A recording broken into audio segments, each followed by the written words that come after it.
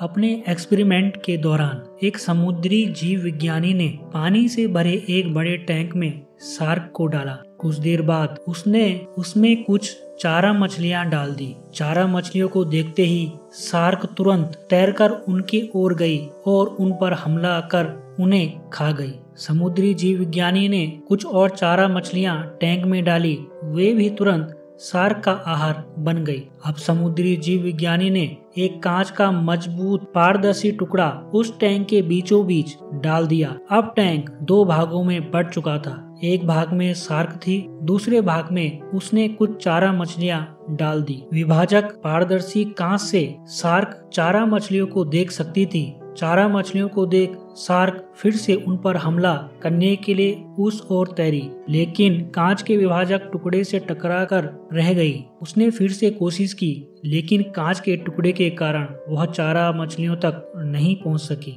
Shark ने दर्जनों बार कई बार पूरे जोश के साथ चारा मछलियों पर हमला करने की कोशिश की, लेकिन बीच में कांच का टुकड़ा आ जाने के कारण वो असफल रही। कई दिन तक शार्क उस कांच के विभाजक के पार जाने का प्रयास करती रही, लेकिन सफल न हो सकी। अंत में थक हार कर उसने एक दिन हमला करना छोड़ दिया और टैंक के अपने भाग में रहने लगी। कुछ दिनों बाद समुद्री जीव विज्ञानी ने टैंक से वह कांच का विभाजक हटा दिया, लेकिन शार्क ने कभी उन चारा मछलियों पर हमला नहीं किया, क्योंकि एक काल्पनिक विभाजक उसके दिमाग में बस चुका था और उसने सोच लिया था कि वह उसे पार नहीं कर सकती।